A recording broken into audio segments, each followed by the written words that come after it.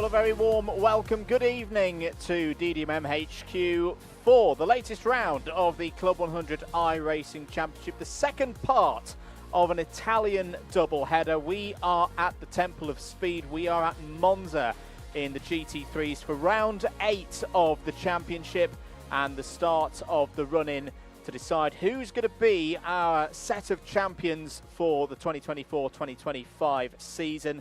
And something tells me that it's going to be a very, very key night for all of those stories. My name is Andrew Mather. Alongside me in the commentary box is Howard Mitchell. Howard, bit of a similar to an Italian Grand Prix feel in a way. We're not in September. We're not in the autumn, but we're almost in the autumn part of this 11-round season. As we say, this is round 8. And, you know, this is the penultimate time we see the GT3s out in action this season. And a couple of drivers, particularly looking at that clubman category, needing some really strong nights. Others looking to continue good form from 2 weeks ago in Imola. Yeah, indeed. Andrew, hello, everybody. Great to be with you once again. And yes, quite a few drivers will have their eye on getting a good result tonight, Andrew. We are, as you say, getting into the business end of the season. Monza, as you say, in a Grand Prix season, forming the traditional end, in my mind at least, sort of European leg of a season. And this is the point where we start to worry about drop scores and how it's all coming to a head at the business end of all of our various classes. So yeah, the drivers will definitely be coming into this one with intent. Drivers always say, and I understand why, that they take each race as it comes, take it round by round. But we're all human, Andrew. There's always an element, right? Round 8 is not the same psychologically as round 1. So because you're beginning to hone in on a particular set of possibilities with your championship run. Absolutely. So, you know, it's always a factor. It is indeed. 2 40-minute races tonight. It's the standard GT3 format for this championship. Both races will have a mandatory pit stop. Everyone is on the fixed GT3 balance of performance setup that is provided by iRacing. Let's have a look at some of the championship scores before we get to the end of free practice. You're not missing anything competitive at the moment, and show how things are looking after round 7. It's a lot closer, and there's another development regards the top of the order already going forward tonight. Kieran Harrison still has the championship lead, was not present at Imola, so will have lost some of the opportunities for bonus points, attendance bonus points for all of the MX5 rounds, for example. And as things stand, I don't think he's in the lobby here for this GT3 round as well, so effectively Kieran Harrison could be going down to a 0 score in the attendance bonuses. Now, the form he's had so far this season when he has been present should mean that he doesn't need those points, but this is going to be another opportunity for Matt Kendall to just start to apply a bit of pressure to the championship leader and reigning champion, not just in the Premier class, but overall as well. Clubman has been spectacular so far this season. Very key night tonight, if you ask me. Josh Mitchell has the lead in Clubman, 3rd overall on 1-1-2-4. Jack Eyre in 4th. Jack Eyre hasn't had the best of rounds so far in the GT3s. Josh Mitchell has been the king of the GT3s. Jack Eyre has been the king of the MX5s when it's come to the Clubman category. So if Jack can turn around the points tonight, that could be a really key moment. Murray Adams has been in very good form in Clubman in recent weeks as well, since the new year. Brilliant performance by Murray and Josh and Scott Beattie, I believe, as well. They won their class and split in the iRacing Daytona 24 Hours back at the weekend, so we know he's in form. James de Havilland was strong at Imola as well and is a little bit further back in the points, but still has a good chance of getting up the order. Let's talk the other categories as well. Intermediate is still close between Finlay Brunton and Matthew Davies. James Fremont is 3rd in the intermediate category. And then further down the order as well, we've got those rookies as well. They're not the ones competing for one of the prize drives in a Club 100 SP40 race later on in the year, but do keep an eye on Eric Mignon, Harrison Chapman, Tom Holland and Matthew Shawnee. Shawnee currently your points leader in the rookie segment. Right, lone qualifying has begun. It is a 10-minute session. Everybody has 2 flying laps to get things going for tonight. To set the grid for race number 1, Howard, this is personally one of my favourite circuits. It's a proper circuit, you know, not masses of runoff everywhere. It's very, very easy to get things wrong, particularly on those big stops into the chicanes. And of course the parabolic. It's a really on the edge kind of circuit, isn't it? Really, and it's that one that everyone's so familiar with. You know, when I first loaded up any kind of racing game, which for me was Formula 1 1997, this was the first track I drove.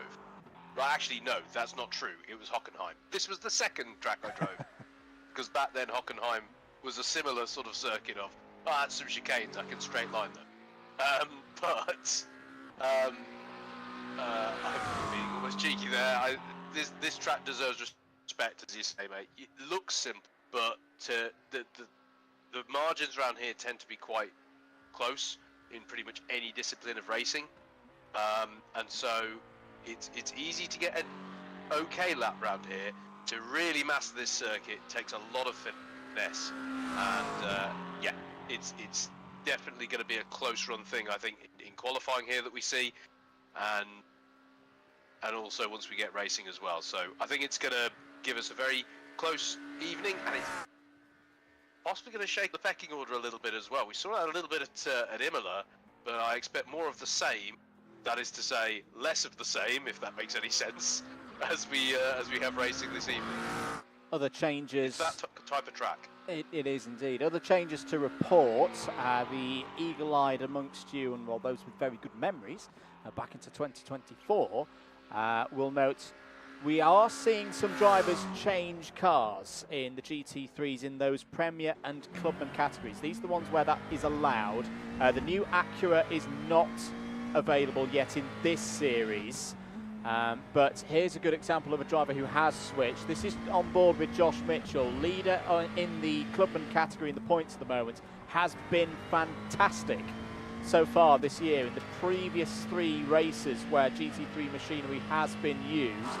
But he has changed from the Porsche to the McLaren, and he's not the only one who's switched to the McLaren. The Rethink Racing boys, various drivers in the Clubman category have been using this car pretty much all season, back to the first round at Silverstone, stuck with it through Snetterton, and performed well once again at Spa. So it's interesting to see. I said the ones that I've noted down, Howard, just looking at car choices from last time we played with the GT3s, Mitchell and Charlie Summers have both switched to the McLaren. James de Havilland as well has switched cars. He's gone from the Ferrari to the Lamborghini for tonight. Indeed, yeah, the McLaren's seeing a lot of popularity on the iRacing service at the moment. It's a car that, you know, when I first joined the service a few years ago, not many people were using the Macca GT3 option of the time, but it's gaining in popularity and racing well at the moment. Few lap times coming in indeed.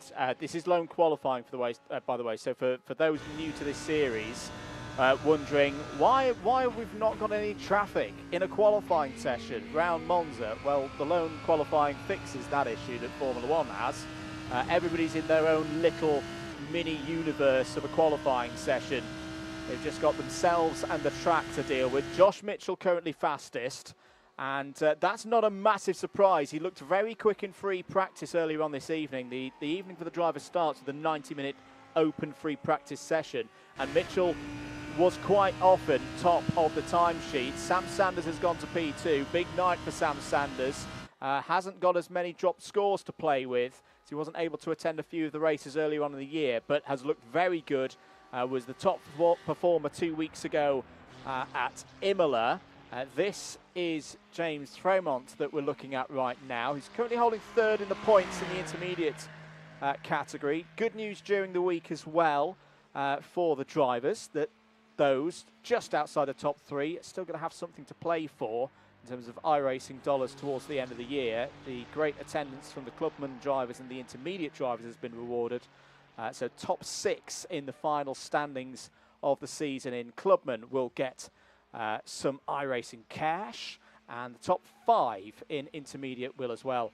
And the other 2 categories, Premier and Rookie, it's still the top 3 as usual. Who's catching your eye, Howard, at this stage of the qualifying session? Well, I was going to say James de Havilland, but Tom showed him as not being out on track, which is a shame because he was taking some good pace. Who's out there having a good go of it? We haven't had, I was about to say we haven't had a time from Matt Shawnee, and he's just crossed the line there to put himself up into 16th place, which is the fastest of the rookies at the moment. Sam Dimolo coming through as well. He's been quicker this lap, setting personal bests. But I'm not sure if that registered across the line. I think that might have been an invalid lap, all told, which was unfortunate because he had a number of quicker sectors in that one. Yeah, it's a shame for Sam, who was very strong a couple of weeks ago in the MX-5s at Imola. Adam Brown back in tonight. Good to have Adam back in the series. He's had a couple of rounds away. It's currently 8th and goes to the second row of the grid. Nice work there from Adam Brown, up to P4. Here his Rethink Racing teammate, Andy Alston, another one of the Scottish contingent from the British Pro Kart Endurance Championship, and Alston only goes 12th. So we'll have a mix of intermediate drivers to deal with at the start of race 1, it would look like. On board with Tom Dix. Tom Dix has not set a lap time yet. He's going to get one in because there's 2.5 minutes of this session to go. The session's extended from 8 to 10 minutes just to cover for the eventuality of any inclement weather. I don't think that's going to be a problem today. There's a 0.4% chance of rain from the Tempest weather system at the start of the day. Tom Dix goes P21.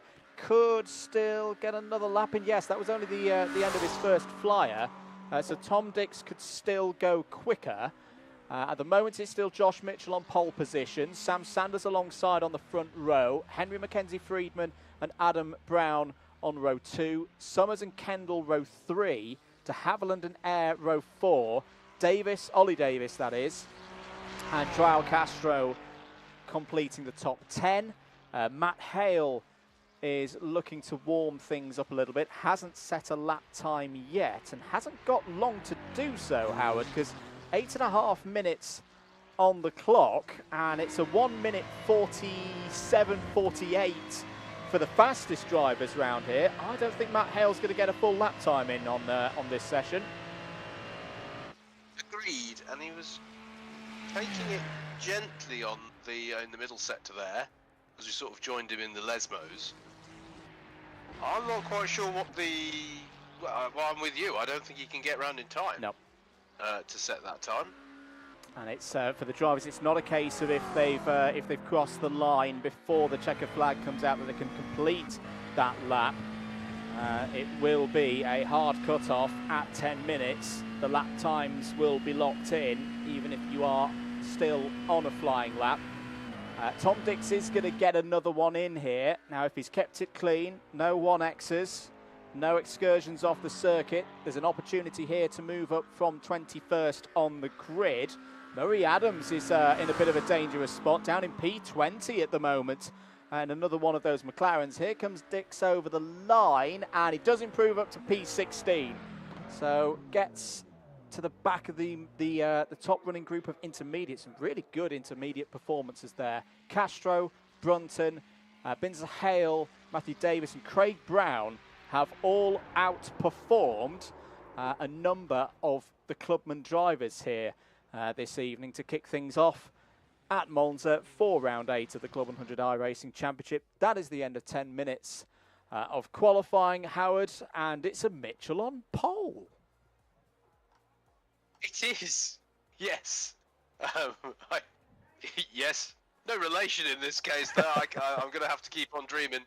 But yes, indeed. Let's take a look at that grid. Josh Mitchell then cementing himself as a bit of a GT3 specialist here on pole position. Sam Sanders alongside. He'll be hoping for another good evening of racing here, particularly with another round where Kieran Harrison isn't present. Henry Friedman and Adam Brown row 2, Charlie Summers and Matt Kendall at the first row of the grid that sees an all-prem row. James de Havilland and Jack Ayer are next. Ollie Davies and João Castro in 10th, bringing up first of the intermediate class. Finley Brunton and Andy Alston on row number 6. Then it's Yusuf Bin Sahel and Matthew Davies on 7. Craig Brown and Tom Dix are on row 8. Tom Dix. Tim Penny is on row 9 with the highest placed rookie driver in the form of Matthew Shawnee alongside. Will Blackwell Chambers and Will Doyle make it an all-Will 10th row of the grid. Murray Adams and Harrison Chapman on row 11. Sam Dimiller and Eric Mignon on row number 12. And then it's going to be James Fremont and Tom Holland on row 13. Matt Hale, no time set in qualifying. In fact, that's also true of Tom Holland as well. So 2 at the back there with no time set in qualifying. That's how they line up for the first of 2 races for round 8. GT3s at Monza. Superb stuff. Good attendance once again. Above 25 drivers. In fact, that's been the case for every single one of the road course discipline races in this 2024-2025 season. Championships can't be won tonight, but another key part of the scoring for this evening. Any driver who has been to every single round will get to the point where they've got what we call a full complement of championship scores. Give or take, it's the best 8 race nights that count out of the 11 across the whole season for those final championship scores. I say as good as, for accuracy, a driver's worst GT3 night is dropped, their worst MX5 night is dropped, and then their next worst night is the 3rd race night that is dropped. And for the drivers as well, got to remember those drops are full complete race nights. It's not a race from round 8, a race from round 5, a race from round 2 or anything like that. It's got to be a consistent run through this first race of 40 minutes and the second race later on tonight to bank those scores in. For Josh Mitchell, switching to the McLaren for tonight. This is a big opportunity from pole position. This is one of the tensest runs, though, in World Motorsport for a dash down to turn 1. Are we going to see any incidents here tonight? Josh Mitchell has got things off to a flying start. I think Sam Sanders wasn't quite expecting that, and Sanders has been jumped off the start by both Brown and Friedman. Here we go then, on the long run down towards turn 1 for the first time here tonight. Is everybody going to get their braking right? It's looking pretty good at the front of the field, looking nice and calm in the middle as well. Are all 27 drivers going to get through pretty much relatively unscathed? Bit of a close moment there between Craig Brown and Tim Penny, but they're all on their way. Apart from, am I seeing a problem already for Adam Brown out there? Yes, I think there is. Adam Brown is not showing as circulating. I thought I'd seen him running okay at the very start of this race, but something's happened to Adam Brown, possibly connection related, in the very early stages of this race, Howard. Yeah, I am seeing a crash report on the event log. We'll take a look at that in a second. We're in the mid-pack here with Tom Dix and Yusuf Bin Sahel battling away over 13th place. Drivers getting stuck in nice and early here. On the whole, things look to be fairly clean on the start, which is great to see. And we're already queuing up a very competitive looking mid-pack here. It's got Will Blackwell Chambers and Craig Brown battling through. Oh, that is going to be a hairy moment for Craig Brown. Can he keep that out the wall? No, he can't. It's a real shame for Craig Brown. He's had a good qualifying, but now finds himself all the way down to P26. That was a side-by-side moment through Ascari. This is the replay for Adam Brown. I just wonder, has he had some form of connection? That was a... Yeah, it showed as a crash, but yeah, I think that was a connection issue there. Yeah, that is a real shame for Adam. He'd had a brilliant qualifying, read the starts correctly. That is part of sim racing at times, but it's definitely not gone his way. On board with Henry Mackenzie Friedman. Henry Mackenzie Friedman had a very good start to the 2024 Club 100 Sim Racing Championship season in the BUKC iRACING Trophy. He's had a bit of a quiet season so far in the main championship, particularly in GT3 machinery. He's stuck with the Lamborghini Huracan and is really hassling the rear axle of Josh Mitchell right now. Lesmo 1 would be a bit of an unorthodox place to go for a move this early on in a 40-minute race, but this is the first time we've really seen Henry be this kind of body language, quite feisty, quite racy on circuit since we had those races in the FF1600s about 12 months ago. Yeah, and he was really on fire in those cars, and as you say, Andrew, this is a punchy start from here, going through what I have to say is my favourite part of the circuit. I love the Ascari complex. It feels like really lean on the car. When tucked up nicely, you can really lean on it there. But yeah, this is a great start for Henry Mackenzie Friedman, and it's an interesting one this though, Andrew, of do you want to be at the head of the peloton in this pack of 4, because the moment you do, it's you who's punching up the hole in the air for all your buddies behind you. I know what you mean. It's well, at the moment I'm sure right now yeah. It's the top 4 breaking away from the rest of the field. Got to say, Joao Castro's having a really good night so far. Very quick in qualifying practice, and at the moment is 5th on the road. It's a bit of a lonely 5th on the road. Charlie Summers is a touch further back, but Joao Castro, who is still in there with a shout of getting a really good result in the intermediate class point standings, but at times has been a bit inconsistent, had some bad luck along the way as well. But if he can convert this speed here tonight, that would be fantastic. There is Charlie Summers in the Sky McLaren, car number 35. James de Havilland just ahead in the 157, the black and blue liveried Lamborghini. They'll be trying to close in to Joao Castro's BMW. There is a restriction on what cars can be used in the intermediate classification to ensure that for what is a class very much for those who take iRacing a bit more casually, that it doesn't become a bit of a who's got the most iRacing money battle. As Friedman round the outside into the Ascari chicane. That is fantastic from Henry Mackenzie Friedman. Is that a contender for overtake of the season so far? Round the outside of Josh Mitchell through Ascari, but back will come Mitchell now. He's going to be on the outside for the Parabolica Curva Michele Alboreto. Brilliant stuff here in the Club 100 iRacing Championship. Sam Sanders and Matt Kendall are there as well, 2 by 2, a quartet of them, ending lap 3 here. Well, I thought they were going to take it quite calmly, but not at all. Henry Mackenzie Friedman really in the mood to get things going here tonight. Sam Sanders has got a good toe, but it can be quite narrow down into the first chicane here at Monza. Side by side again between Mitchell and Friedman. Mitchell will have the inside for the exit of the first chicane, but still Friedman is holding his nose in there bit by bit. They've pretty much spent 3/4 of the last lap, Howard, in this 2x2 formation. They're still not done between Friedman and Mitchell. Down into the second chicane. Can Mitchell get the lead back?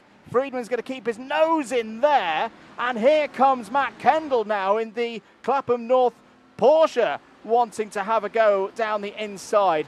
Friedman still on the inside now for Lesmo number 1.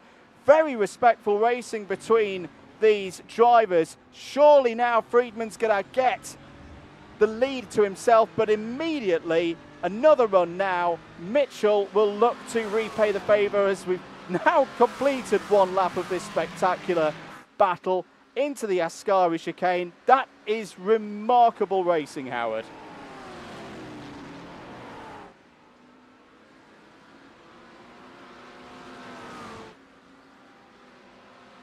Apologies, we might have. I think Howard's connection has got so exciting that we've lost him for a moment. But we'll keep with this battle. I'm on the floor recovering. Oh, blind moment in the background there. Sorry, Andrew. Who was that going off? There's definitely a car who went very wide there out of Ascari. Hopefully you can hear me again. Yeah, can hear you indeed. This was James Fremont looking from the chase cam view. And apologies, hang on. That battle's just surprised us so much. Again. It's that's what we saw. It was one of the big. Oh, it's Murray Adams. Murray Adams going wide and keeping hold of it. Murray Adams in P18 as things stand. My goodness me. So, after genuinely one of the best racing laps I think we've ever seen in this championship, Henry Mackenzie Friedman is your race leader. Josh Mitchell P2, Matt Kendall P3. Really important here for Matt Kendall that he gets some good points on the board. He is the closest challenger in the championship scores to Kieran Harrison, who is not here tonight. So as things stand, Matt Kendall will take the championship lead. Here's the fight for 8th place. Charlie Summers has got through past James de Havilland.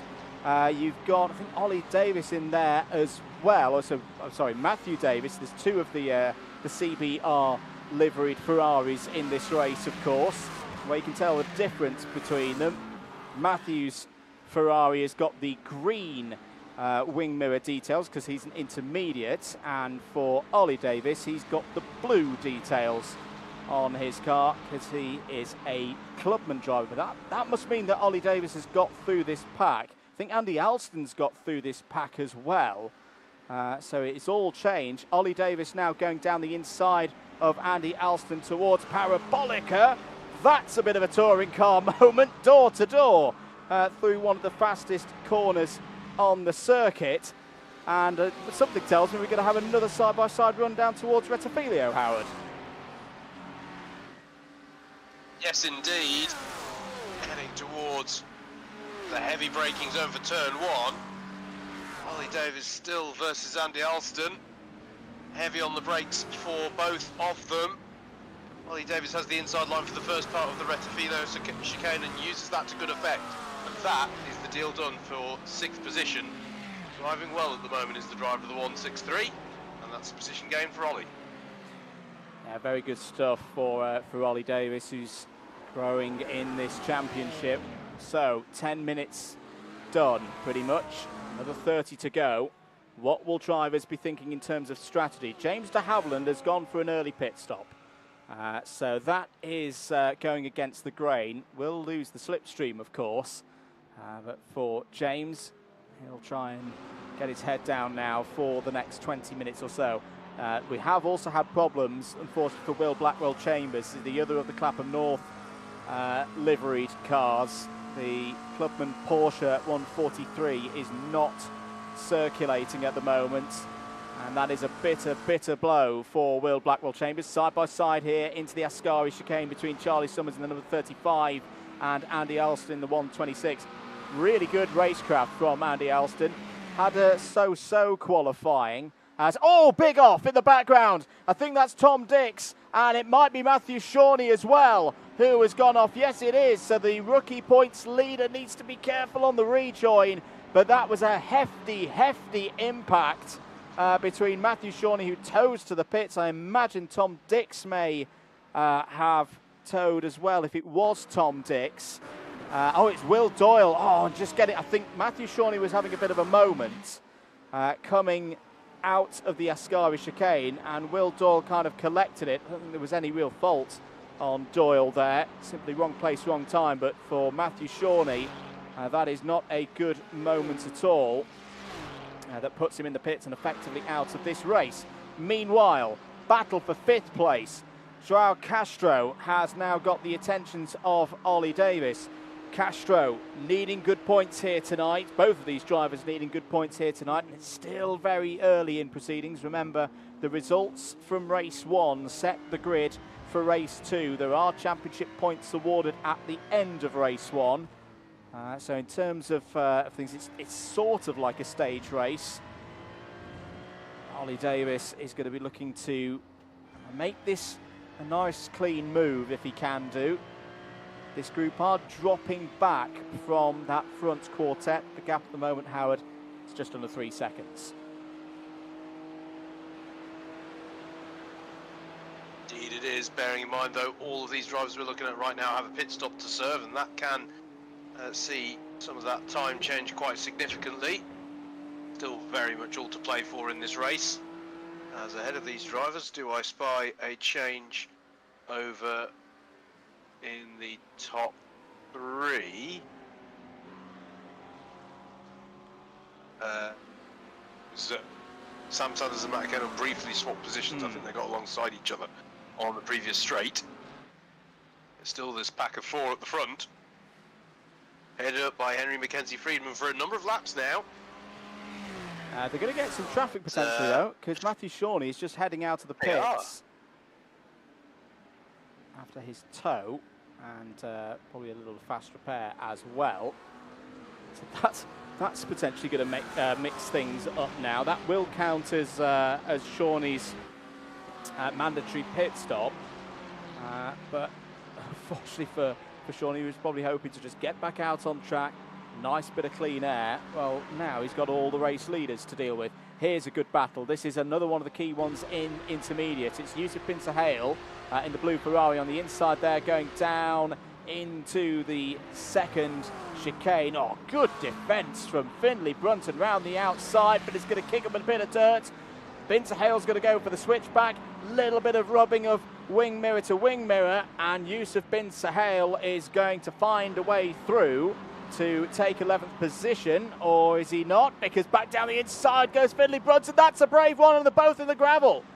They keep pointing in the right direction. They lose out to Tom Dix, and Tim Penny's now going to try and get through there as well. That was a bold one from Brunton down the inside into Lesmo too.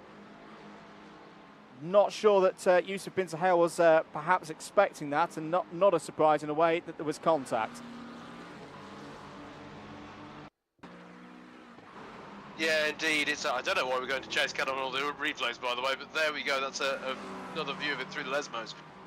You could just sense that Tom Dix was sort of going, I can get something out of this. These two are getting a bit too leery, and such it happened. You know, he's up now into 11th place is Dix, and Tim Penny we're now looking at has got past them as well. So costly moment for the two of them there. Still João Gabriel Castro who leads the class. We've got battles at the front, Andrew, through the Rettifilio chicane. We have indeed, and well, this is going to be a proper heavyweights battle of field tonight. This is what we hoped when bringing Monza back to the calendar. We've not had it on since 2022. Through goes Matt Kendall into P2. Nice positioning there in the number 67 Porsche. Matt Kendall, who he had a run for the lead as well. He did indeed. Matt Kendall's GT3 form has been very good so far this season. The main problem he's had has been in the shape of Kieran Harrison, winning every single time he's been out on track. But no Kieran Harrison here tonight. Is this the point at which things start to turn? Down into the Ascari chicane once again. Henry Mackenzie Friedman looking to make that Lamborghini as wide as possible. Josh Mitchell now has got to think as well in terms of his championship bid. Yes, he would love to get a race win on the board, but he is the top clubman driver at the moment as we're having a look at Murray Adams recovering back through the field. Going through nicely past Yusuf Bin Sahel there for P13. But, you know, we talked about it earlier in the night, didn't we, that Josh Mitchell's GT3 form has been very good. Jack Eyre, his closest rival in those clubman points, has been better in the MX-5s, as Brunton shoots down the inside of Yusuf Bin Sahel for what is, for 14th overall, 3rd in the clubman category. So they're sorry, in the intermediate category. Top left there where your standings just for the intermediates. As well, these two getting very, very accustomed to one another. Wanted to make sure that the holding hands down into the Rettifilio, and this time Yusuf Bin Sahel has got the position, has got P14. They love each other's livery colours so much they were hoping to get a little swatch to take into the Ferrari dealer next time. You're like footballers trading shirts at the end of the match. And that's it, yeah. Yeah. One driver who probably won't be too happy about that is Harrison Chapman. Why? Well, because Harrison's directly behind those two. Has had a cracking run so far, up to P16. All of the rookies are in the Ferrari. The Ferrari being the not the default choice for GT3 driving in iRacing, but it's always been kind of the introduction to GT3, or that's the car that's been used as the introductory vehicle for GT3 running in the de-licensed public lobbies. Here's another round of Bin Sahel versus Brunton. Oh, Findlay nearly losing it into the Ascari chicane. Another thing I've noted so far tonight, Howard, there was a bit of discussion about it before the race meeting. We turned Imola into a bit of a rallycross track 2 weeks ago with the new debris system from iRacing in the latest build. So far, so good. The track's still looking pretty clean. Track conditions, very, very good for the drivers. Yeah, it's a good point, because Monza is a circuit that is known for getting debris. Not least through the Parabolica corner, as we're doing battle resumed again between Brunton and Bin Sahel. Oh. And once again there's contact, and this time it's a bit too much, surely, and they get all out of shape, and Tim Penny gets caught up in that. As a result, with Finley Brunton, I was just surely too hot on the brakes after everything that had happened in down the start-finish straight. Yeah, I'm afraid to say that was a bit silly from those involved. Tim Penny, the innocent bystander in all of that, and drivers have also got to remember that there are limits on the number of incident points that they can pick up across the course of these races. iRacing's automated incident protocols are in play, and drivers are afforded 25 incident points in one of these 40-minute races. Don't like to see that. That's a bit unnecessary into the Rettifilio. I think both drivers will probably point the finger at the other, but sometimes in racing it takes two to tango. Yeah, there was no malice in anything that happened then. I think that's the key thing to say. I think they did just misjudge each other on that straight, but they've been pushing those limits a little bit too much over the last few laps. And as you say, Tim Penny very much an innocent bystander in that. So yeah, unfortunate there. It hasn't been too costly for Tim Penny. It's only lost a couple of positions in that, I think, so he can come back from that. Just want to say, from a neutral perspective, nice to see 4 different brands of car in this breakaway top 4. Underlines the evenness between them. That's exactly what GT3s are about. It is indeed. So fair play to iRacing, at least for Monza. They seem to have got the balance of performance down pretty well. Here is a challenge, though. Matt Kendall having a little look to see where the best opportunity is going to be. As a bit of a wobble there for Friedman off of the second chicane.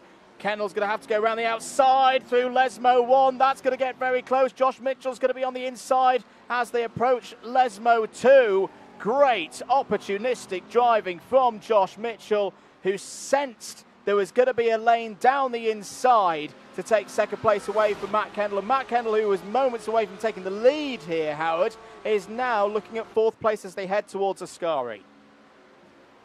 Yeah, he seems to be very strong through that first sector, does Matt Kendall. And I don't know, he had a bit of a run heading towards Lesmo 1, so he kind of had to go for it. But it's so rare to get a pass into Lesmo 1, Andrew. It left him hung out to dry, and sure enough, Josh Mitchell saw the opportunity and pounced. So it's a tough one, that.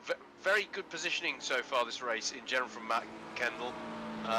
But yeah, that one didn't pay off, and he's now at the back of this impressive, consistent pack of 4 that we have at the front of the race. pace of the second group isn't bad either. Ollie Davis is coming over the line. It's 1:48.3. He's just set his best lap time of the race so far, and is pulling that gap between 4th and 5th place down. Joao Castro sitting there in 6th. Good on the brakes there in the BMW. Into the Retafilio. Charlie Summers has got that watching brief at the moment from 7th place at the moment. Heading towards Variante della Roggia now after the, of course, long run through Curva Grande.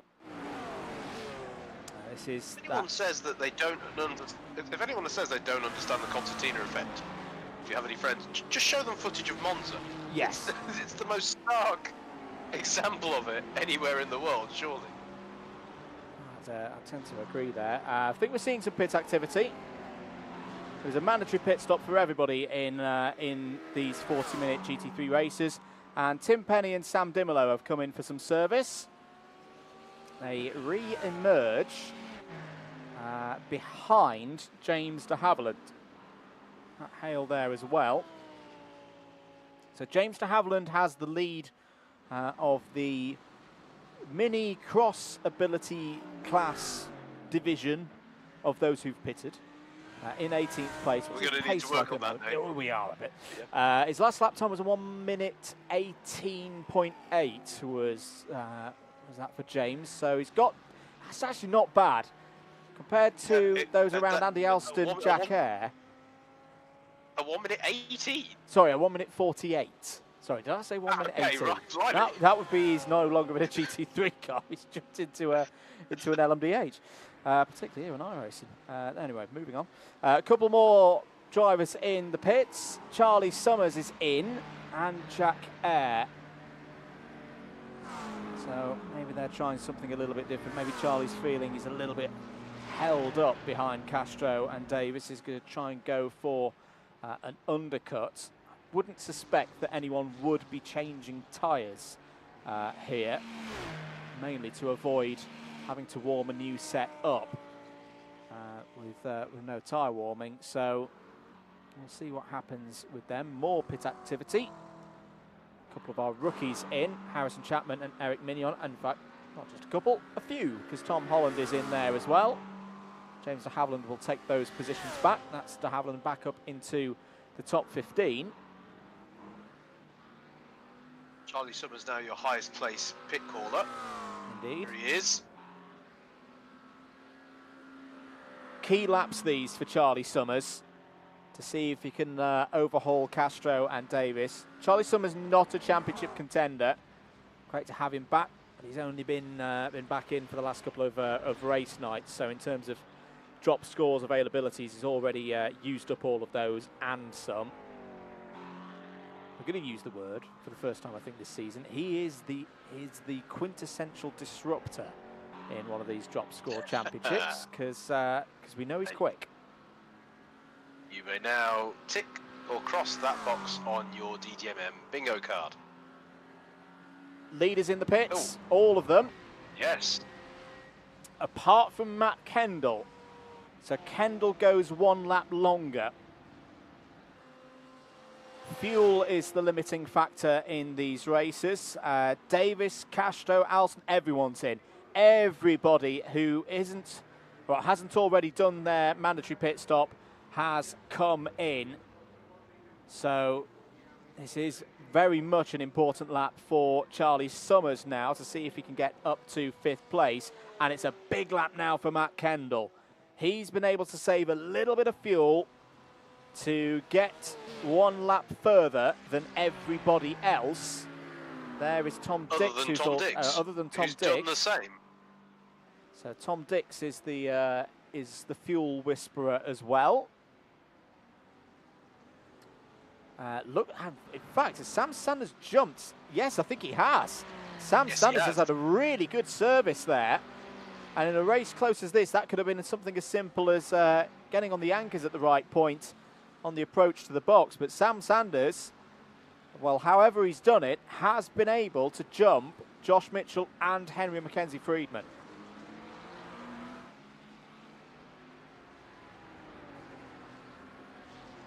Yeah, a bit of change there amongst our top 4. How will this extra lap for Matt Kendall play out? He's been Mr. Frugal. It suddenly feels like it's darker over Monza as well, Andrew. I know there are shadows, but it feels a bit darker around the track. Yeah, it's mostly cloudy, very low chance of rain, 0.4% chance of rain before the race night. You never know. There has also been a change in that battle that we're talking about with Davis, Summers, Castro. Summers has jumped Castro and is really hustling the rear axle of the 163 of Ollie Davis right now.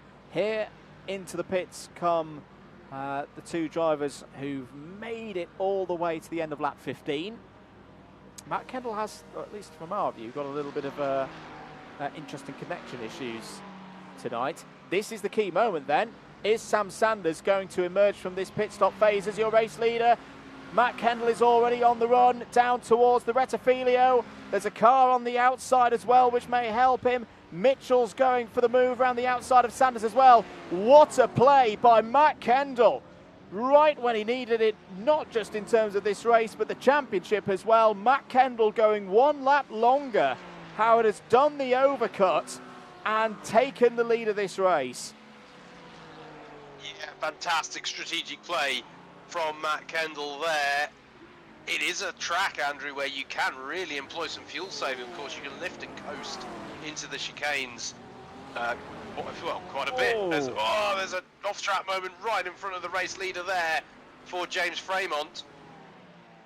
And that would have been a heart-in-the-mouth moment, but on the whole, Andrew, brilliant execution of fuel efficiency and a clean pit stop as well. That's another key part. There's no point saving that fuel if you then have a bad run down the pits. But yeah, brilliant play by Matt Kendall, and as you say, Andrew, at a key point that he needs it in the championship. Question is, he's got just that little bit of a breakaway now. I don't know if it's enough though to break the toe on these long straights. If the 3 behind him don't do battle with each other and work together, they can definitely bring themselves back into the fight on this. This is not a done deal at all. It's not at all. And the other bit of pressure for Matt Kendall is that he's going to have traffic to deal with as well in the shape of Matt Hale. This is a really intriguing race. Probably the best GT3 race that we've had this season in the CLUB100 iRacing Championship. There were some complaints, some points of order, as it were, that over the last year, the GT3s have become a little bit hard to race wheel to wheel in. The slipstream effect within iRacing not as powerful as it had been in previous builds. That isn't an issue here tonight, it would seem, at Monza. We've had some tremendous racing in the first battle of the evening. 30 minutes gone, 10 minutes to go. The race is run to time. There's no +1 lap. So I think we're still going to be on the course for around a 23-lap race here in this one. And the big question now, can Matt Kendall push away from these other drivers in this quartet that have been together from the very start of the race? This would be a very useful result for Matt Kendall right now, not just with himself there in P1, but the fact it's Josh Mitchell in P2, keeping those other prems, the likes of Sam Sanders, the likes of Henry Mackenzie Friedman, that little bit further back, down towards... Was that a bit of a... Go for it. Sorry, Andrew, was that a bit of a moment for Henry Mackenzie Friedman at the back of the pack? He has dropped back just a little bit there. Yeah, he's dropped... I don't know if he had a bit of a moment. Dropped back to 1.2 seconds behind him. That's another one coming out of the Ascari chicane. I think Henry Mackenzie Friedman, whether it's tyres that are starting to let him down. Let's have another look at it again. This was through Lesmo 2. And, oh yeah, a little bit of a touch into the gravel there. Gets away with it. Will probably have picked a 1X up for his troubles. But has now rapidly closed back up to up to the back of the other 3. Apologies, Andrew, that's another off-track moment there. Ah, okay. We were seeing, nevertheless, it is very close at the front because it's side by side for the lead of the race once again. Josh Mitchell puts his nose out in front, but will have the outside for the first part of the Retfilia, but he's going to hold that outside line, and brilliantly done by Josh Mitchell to take himself back into the lead, and Sam Sanders seizes the opportunity as well. And once again, we've got all change in amongst our top 4. Josh Mitchell back to the front, Sam Sanders coming up behind him. Tell you what, Josh Mitchell's choice to move to the McLaren for this evening right now is looking like a very good choice indeed. That was a sweet move past the driver, second in the overall championship standings going into tonight. Matt Kendall having a little speculative look down the inside of Sam Sanders into Lesmo 1, through Lesmo 2 now, and Henry Mackenzie Friedman is back involved in this battle. I tell you what, do not rule out Ollie Davis as well. Ollie Davis before the pit stops was around 3.7, 3.8 behind the race leaders. He's now less than 3.5. If this quartet really start to get their elbows out in the next 7.5 minutes, Ollie Davis, with the pace he's got in clear air, is going to be upon them very quickly indeed. Here's another intriguing battle between two of the Rethink Racing machines. It's for 8th overall and 3rd in class between Andy Alston and Jack Eyre. Way to tell them apart from the race numbers, of course, is Andy Alston's got those dark red burgundy features on his car. Jack Eyre has got the purpley blue details on his. Directly ahead of them is Matthew Davis in the 225. This could be a really big race with Matthew Davis as well. In the intermediate picture, Howard, because yes, he's not leading in intermediate at the moment. He is closing in on João Castro, but he's getting a big haul of points over his title rival Finley Brunton from this one. Yeah, Henry Mackenzie Freeman, sorry Andrew, by on Matt Kendall. That's a change for 3rd place. Sorry folks, we are jumping around the battles quite a bit, but it's because there's so many of them. Traffic coming into play now for this battle over 8th place.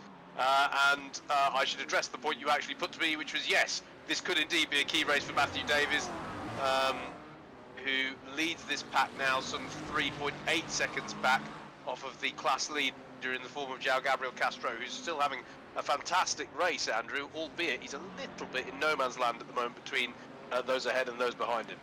Just needs to hold it firm. James Fremont there was the back marker. He's trying to hold on to P24. Ahead of Matt Hale. Just over 5 minutes of this first race of the night to go. If you've not been entertained by this, I think you've got the wrong sport. There's another one of these to come though, immediately after. Well, I'll say immediately after, there'll be a 10-minute water break for the drivers to recompose themselves for that second race, which will be 40 minutes once again. Jack, there's problems between Hale and Fremont, and I think is that Tom Dix involved as well. That looked to be on the exit of the Ascari chicane. Is there a bit of damage to Tom Dix? And Will Doyle's trying to find his way back through. Let's have a look at what happened here. Yes, it was. I think Matt Hale just caught the curb. Yeah. That was enough to spin James Fremont round, who did get on the brakes, did get it stopped. Whoa, that was a bit of a close moment with another one of the McLarens, I think it was, the Rethink Racing McLarens. It might have been Murray Adams coming through. But yeah, I think just a slight error from Matt Hale there. Got on the curb, bounced back towards driver's left.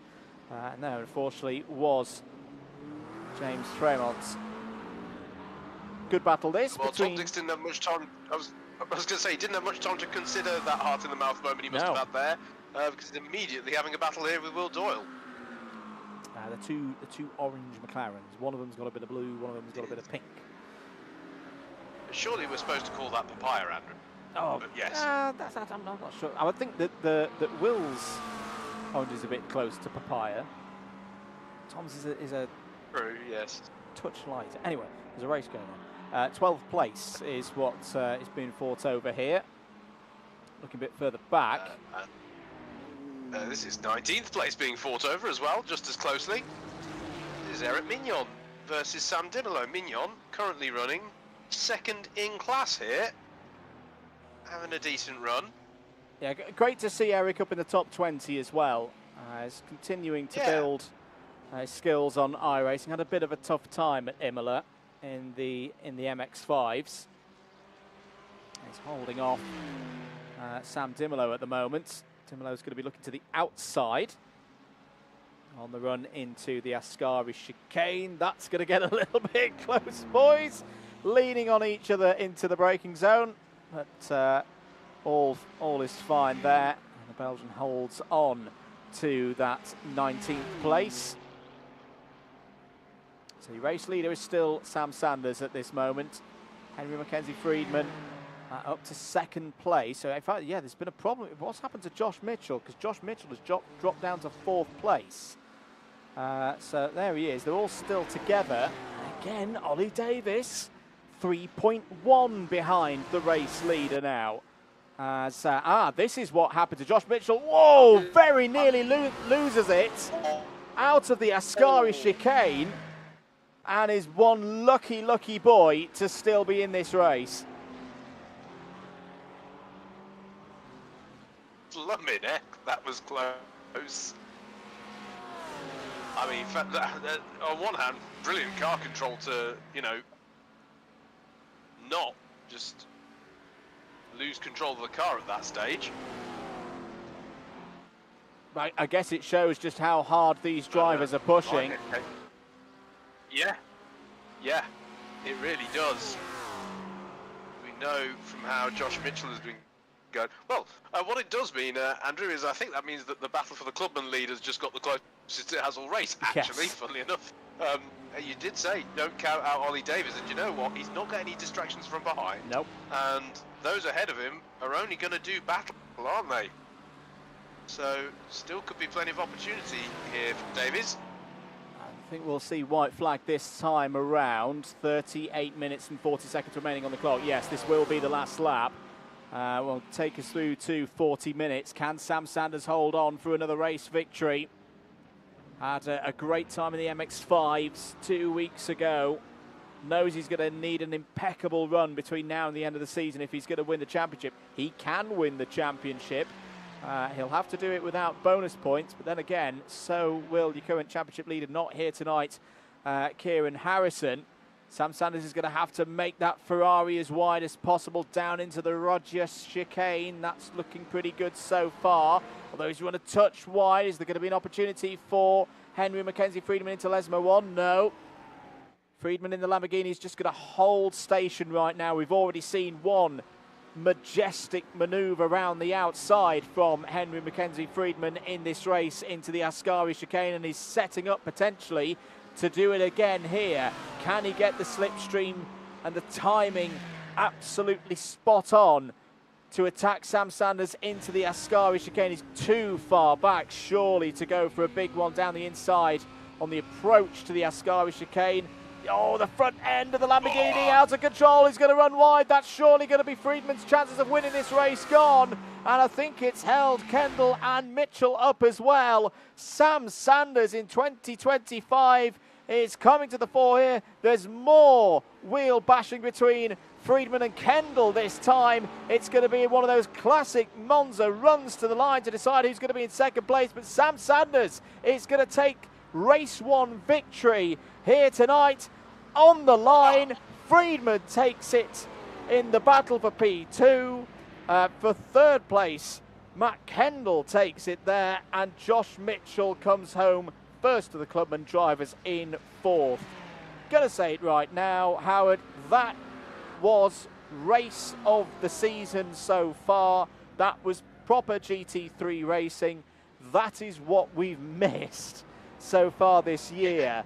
For whatever reason, Monza has properly delivered in its first race here tonight. I couldn't agree more, Andrew. That was absolutely fantastic. That's what we like to see. You and I love a good sports car race, mate, and that, I couldn't agree more. I think that is probably race of the season so far. The closeness of battling throughout the field. The pit stops didn't really bind. Some people look at pit stops and go, oh, I'll break things up. Didn't really break things up at all, did it? No. It just gave everyone a chance to have a breather. Brilliant battling, and what a result for Sam Sanders. What is that going to do for this championship? You know, at various points in the early phases of this championship, Andrew, we were talking about just how dominant Kieran Harrison is being. This is a story right now for Sam Sanders. That is a big race result, I think, in the story of his season, and he had to fight for it. He did indeed. Well, he's won the last 2 rounds, the NASCAR Special round 6, and then 2 weeks ago at Imola. In terms of the races that he has competed in, so the rounds that he's competed in so far this year, he's never been lower than 2nd of the premiers. So this is a very good form. We've always known that Sam's had the speed, but particularly last year, the last full main season, he didn't have luck go his ways. He's got things together. There is your result for the first race of the night. Sam Sanders wins it by just under a second. Well, that result doesn't really tell the full story. It does tell, of course, that we had that very close finish between Friedman, Kendall and Mitchell for 2nd, 3rd, 4th. Ollie Davis, a good 5th place. João Castro, top of the intermediates with 6th. That is a very good haul of points for Castro. As is 7th place for Matthew Davis. The pendulum swings back towards Davis then, with his closest rival in the championship for the intermediate honours, Finley Brunton down in 15th. Rest of the top 10, Andy Alston 8th, Jack Eyre 9th, Charlie Summers faded a bit in the second half of that race and finished P10. James de Havilland was there in 11th, ahead of Tom Dixon, Will Doyle, and Murray Adams, 3 drivers who had very exciting at times races in that one. Brunton and Bincer Hale 15th and 16th. And they might have some questions to be answered, though, after their comings togethers across the course of that race. Harrison Chapman can be very pleased there with 17th place, first of the rookies, ahead of Tim Penny. Running through the rest of the order, Sam Dimolo and Eric Mignon both score in the top 20. Craig Brown, Tom Holland, Matthew Shawnee, James Fremont and Matt Hale were the last of the finishers. 2 retirements in that race, Will Blackwell-Chambers and Adam Brown. There we go. Race 1 is done. We're going to take a short break here on the broadcast. We'll be back in probably around 8 minutes' time for the start of race 2.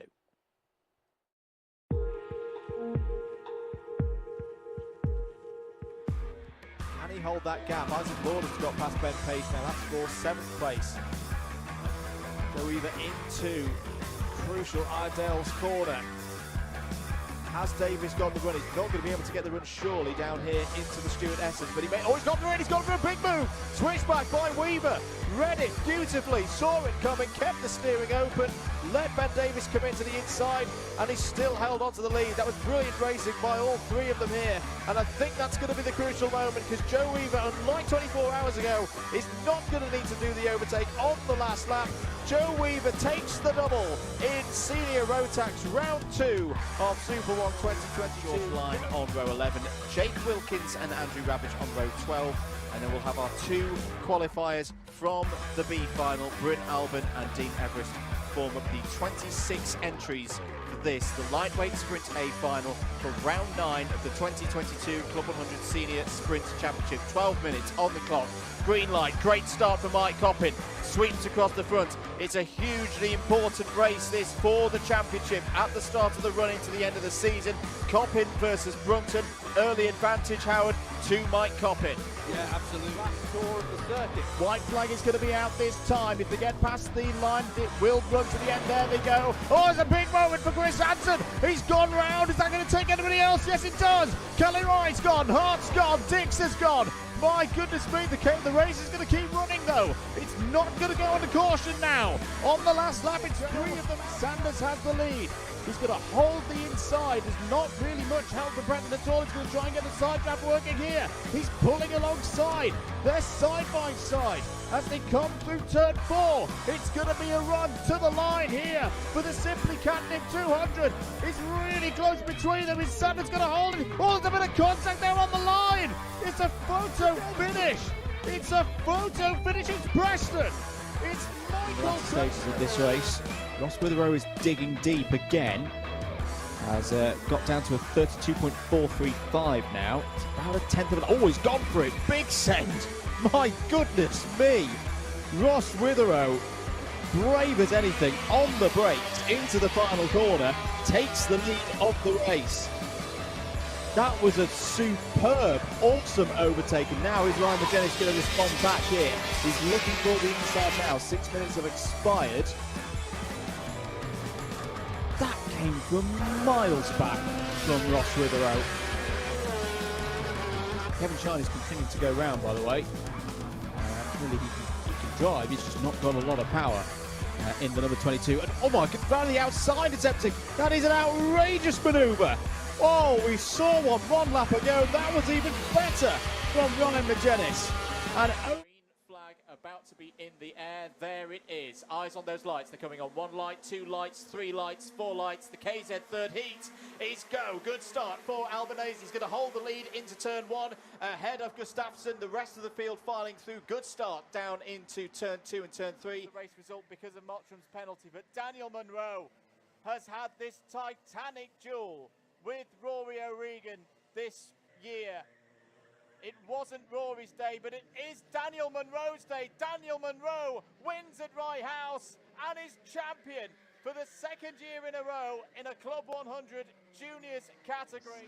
Yeah, and always going to switch back here to the inside. That's a beautiful move by Reed on the inside through Park. Showed a bit of a dummy there to Carl Garnett. Brave stuff from the championship leader. That's him up to 3rd. As there is Hugo Schwarzer out of the race. Well, we were talking about Slater needing to outscore Schwarzer by 10 points. As Charlie Hart's off and into the grass, catches it up, and somehow keeps himself in 2nd place and pointing in the right direction. Fernandez has lost the position. I think it's Seaworthy who's come through into 2nd place. What a moment. Push on these tyres. We've seen it throughout the weekend that the Maxxis compound really rewards a driver, but he's going to have to take a lot of energy out of himself and the cars as we look at a replay here of Martinez and Lyson side by side into turn 1. Wow. Really close there. Bit of contact between the two of them. And Martinez up on the curb. This is another replay. This time it's Craigie versus Martinez into the same portion of the circuit. There you see Martinez trying to go around the outside, gets off the rubbered in part of track, and that's where he loses out to Jack Island. Was right on the limit of adhesion for Schaufler. On the brakes down the inside, comes Dries van Langendonk, immediately retakes the lead at the next opportunity. Into turn 1, Menz is going to go down the inside. Big move from the Briton for Ricky Flynn Motorsport, and it's worked. Costoya goes through as well. Arias is now challenging Schaufler. It's all gone wrong for the Austrian. 3 laps to go, 2.5 laps to go. This is Dries van Langendonk's best opportunity now. He's got to go hard and break away from the rest of them, leave them fighting for 2nd place. Oh, it's down the inside, contact, and Letty spins, and Schaufler retires both of them out. No points at all for the championship leader. Letty is absolutely furious.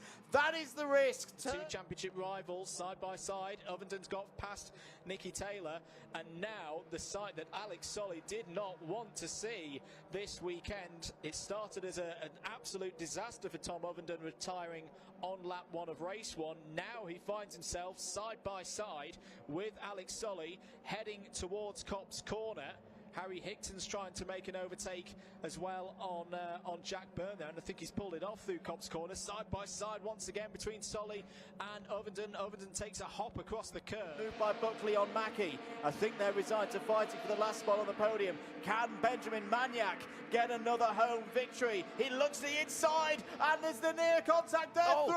Through goes Benjamin Maniac. What a move through turn 4. By side, they're wheel banging through turn 12. It's still not done. 1 more corner to go. Pradir down the inside. Has he carried too much speed? He's got the control. Thomas Pradir's going to take it on the line, but here comes Maniac. Maniac on the line, and he takes it. Benjamin Maniac wins it with a classic at Swearer by 0.015. It's a home victory for the Spaniard, and he takes the lead in the championship. What a finish.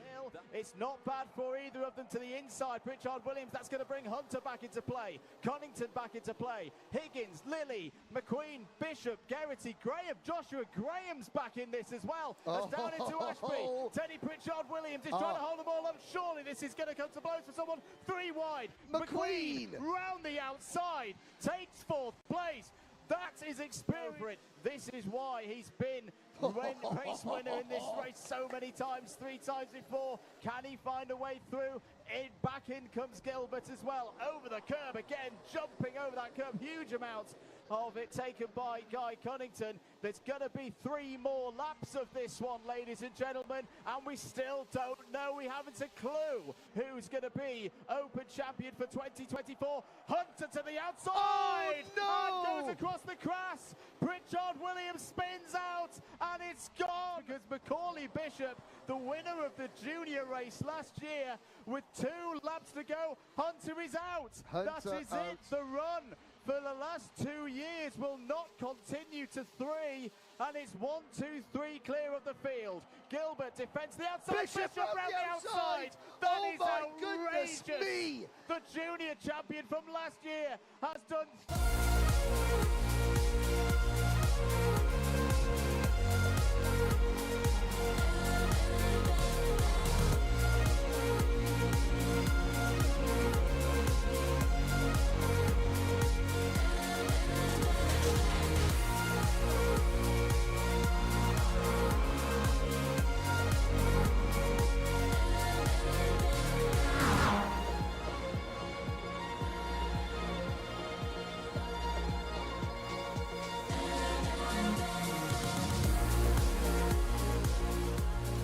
Welcome back, everybody, to live coverage of round 8 of the Club 100 iRacing Championship 2024-2025. Getting ready for race number 2 of the evening. We've just had a contender for race of the year so far in race number 1.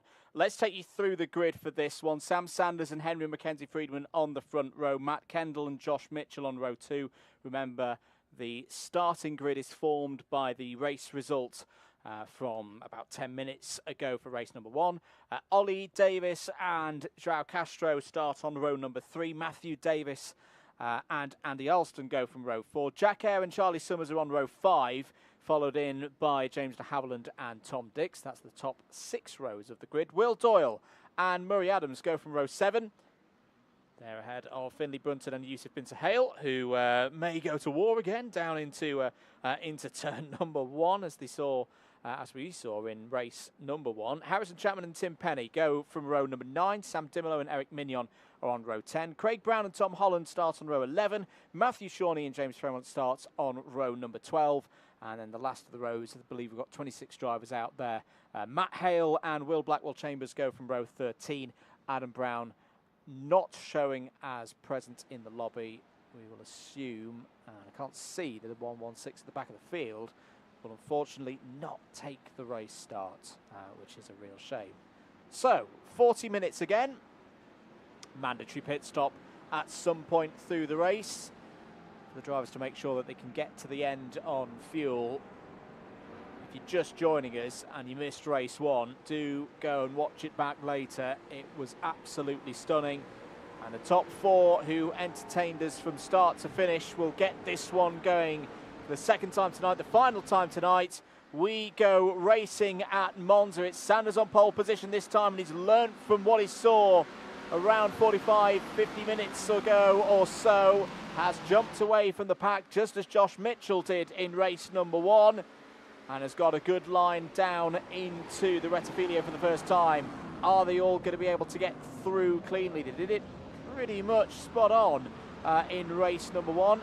There's a moment there. I think Will Blackwell Chambers got into contact with Eric Mignon, and yes, indeed, Will Blackwell Chambers' torrid night continues, and has I think had a good run out of the Parabolica, but had a meeting with one of the rookies down at the Rettifilio. Meanwhile, Matt Kendall's up to P2, has got ahead of Henry Mackenzie Friedman. One of the McLarens is kicking up a bit of dust in the background there. I think it was Jack Eyre who lost out to the Sky McLaren of Charlie Summers there. That's for 8th place. Charlie Summers, one of the premier drivers, denoted by the red number board. But I've got to say, Howard, really impressed with the starts here tonight. You know, you hear sim racing or any kind of racing at Monza, and there's just that thought of, will they get through turn one clean? Will they get out of the Rettifilio unharmed? And this high-quality field of drivers have pretty much done just that. Yeah, a couple of incidents here or there. Yeah, really impressive. It's not easy to do this, and you know, they've made it look relatively easy. I have to say as well, there's a few drivers that, at least for me on my connection, Andrew, are blinking. And when you're heading into these braking zones, that can be a real hazard as well. So yeah, fair play to these drivers. It's a reflection of the quality of the field that we have here in the CLUB100 iRACING Championship these days. That we've had two relatively, well, extremely relatively clean starts, and I'm very impressed by that. And it looks like we're beginning to resume a familiar battle here out front, Andrew.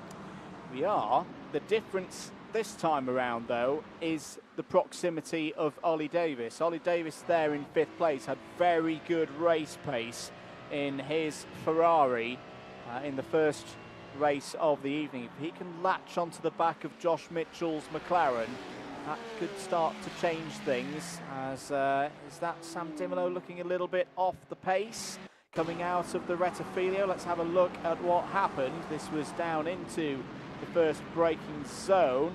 Matthew Shawnee on the outside there. Oh dear, we're going to have a little bit of a Hamilton Verstappen moment, except there was no mounting on that occasion.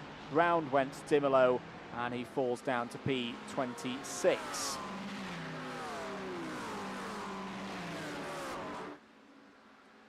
Going on throughout, of course, in these early stages, everyone just trying to get themselves into a rhythm. For what it's worth, the top 4 are the closest sort of pack of cars on track, but it's kind of a moot point this early on in the race, as there's really not too much field spread so far. So the driver tracker in your top right, almost not useful in some ways, given how close everyone is. Although it does show that there's drama at the back. And it's drama for Tom Holland, and Sam Dimolo's joining the scene as well. Yeah, Sam Dimolo having a separate incident. I think Matthew Shawnee was involved as well in all of that. Second time tonight. Yeah, round went Matthew Shawnee. Oh, and a roll back there as well. That's somewhat collected James Tremont, and then Sam Dimolo joining the incident in somewhat a level of sympathy there. As back at the front of the order, battle for 3rd place. Friedman and Mitchell. Friedman through, but here he comes. Here comes Ollie Davis in that new liveried CBR Ferrari. Will be licking his lips at the opportunity to improve from that 5th place in race number 1, breaking down into the Rogier chicane. A bit more dust being kicked up, and starting to see a bit more gravel and detritus on the circuit than we saw in race 1. It's clouding over a little bit as well here at Monza. Don't think there's any threat of rain from a couple of the drivers, because of course this is the first season that we've run with the weather system of where's the rain gone? We got an absolute deluge at Suzuka for the first of the MX-5 race nights, and then it's been dry ever since. Well, we're at Brands Hatch for the next one, 3 weeks time in the MX-5s, Interlagos 2 weeks later for the last of the GT3 races, and then Donington Park for the season finale. I'm going to make a prediction right now. There is no way we're getting through those 3 circuits with no rain between now and the end of the season, especially those races in England, where the weather prediction system will be for late February, early March. Howard? Oh yes, let's not put any bets on the dry weather for that one, shall we? Not a million miles away from having traffic here, with those drivers who were involved in that incident coming out of Ascari. Matthew Shawnee has rejoined the circuit. He's not all that far ahead of the race leads. In fact, there is it, and then you can just see the flash of yellow of the Sam Sanders Ferrari behind him. So already traffic potentially a factor here.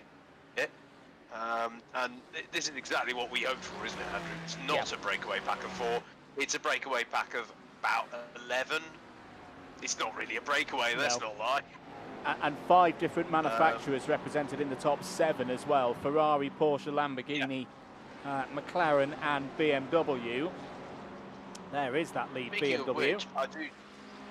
Indeed, yeah. I mean, we didn't see too much of João Gabriel Castro in the second half of that first race because I think we said it partway through. He sort of came out the pits and was a little bit in no man's land. It was about 3.5 seconds the gap ahead and behind him, but now able to get stuck back into things, and he's having a stellar evening here. Currently your intermediate leader once again, and he's on for a good haul of points this evening if he can keep this up. I say, in terms of those championship points, he's just behind John 80 by 2 championship points. John 80 not present tonight. I hope you're well, John, if you're watching. And well, that gap will go. The Sam Dimolo gap next along will probably go as well. Yeah, I think he'll take Matt Hale in the championship points tonight. So João Castro could be looking at going from around, well, he's 25th in the points at the moment. Could be even be into the top 20 if he can keep it all together. And that's where João's inexperience at times this season, you know, for those not aware, he's one of the Club 100 junior drivers. I think it's been a bit of a learning curve for him racing up against these seniors as, oh, look, it's happening again. Finley Brunson versus Yusuf Bin Sahel, round 12. And Yusuf Bin Sahel is in the kitty litter. Won't be too happy about that one and falls down to 19th place. Well, yes, it's... I mean, fair play. They were once again giving it their all in that one. But, yeah. Again, not too costly. Yusuf could come back from that. But, yeah, not what they would have wanted. I suppose at least, the best time to make a mistake in a race is early in the race. Yeah. So you can try and make good on it. But, yeah, it's a bit of a recovery drive now for Bin Sahel. It's something tells me, say, for openness and letting the viewers and the drivers and their supporters know how the championship is progressing.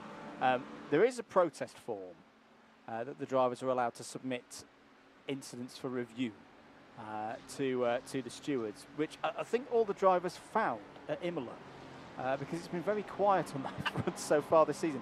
Not 2 weeks ago, I think we are going to see a few incidents just raised for attention. Just on the basis of stewards, may you have a little look at this, please. From a couple of the drivers out here tonight. The automated observers are also out in force. Any of the replays that you see, that's because there's been an event log from SDK Timing, and they will all be reviewed as well. Brilliant scrap going on here. João Castro, good racing room left between Castro and Alston there. That's how it's done through the Retafilio.